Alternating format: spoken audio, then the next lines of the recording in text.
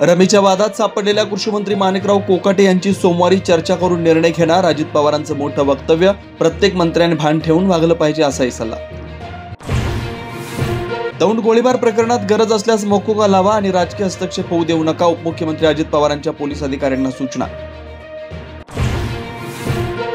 सांगलीत कंत्राटदाराच्या आत्महत्येनंतर जलजीवन मिशनच्या कंत्राटदारांच्या थकबाकीचा मुद्दा ऐरणीवर. सरकारकडे थकले 35,000 कोटी. लाडकी बहीण योजनेचा परिणाम. एकनाथ खडसे आणि महाजनांमधला वाद पेटला. प्रफुल्ल लोढा एकनाथ खडसेंना गुलाब देतानाचे फोटो महाजनांकडून शेअर. गुलाबी गप्पा कोणासोबत रंगल्या, एकेरी उल्लेख करत खोचक सवाल. मराठी लोकांना पटक मारण्याची धमकी देणाऱ्या निशिकांत दुबेंना मराठी हिसका. संसद भवनात काँग्रेसच्या मराठी महिला खासदारांचा दुबेंना घेराव. रुद्रावताराला घाबरून दुबेंनी काढला पळ.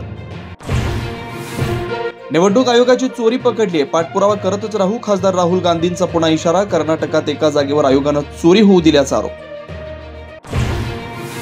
सर्व संघचालक मोहन भागवतांची मुस्लिम धर्मगुरू सोबत 3 तास बैठक. दिल्लीतील हरियाणा भवनात 70 धर्मगुरू आणि विचारवंतांची मोहन भागवतांची चर्चा.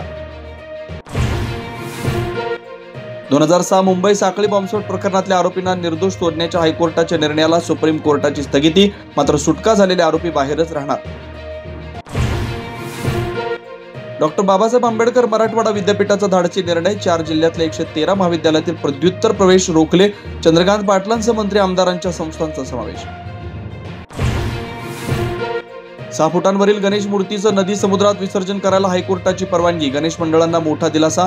6 फुटापर्यंतच्या पीओपी गणेश मूर्तींचं कृत्रिम तलावामध्ये विसर्जन करण्याचे आदेश. भारत आणि ब्रिटनमध्ये मुक्त व्यापार करार संपन्न. भारताच्या 99% निर्यातीवर ब्रिटनमध्ये कर लागणार नाही. तर मोबाईल, लॅपटॉप सूट झाली नाही. असा अनेक गोष्टी स्वस्त होणार. ऋषभ पंत दुखापतीमुळे इंग्लंड विरुद्धच्या मालिकेतून बाहेर. काल पायाला जखम झाल्यानंतर 6 आठवड्याच्या विश्रांतीचा सल्ला.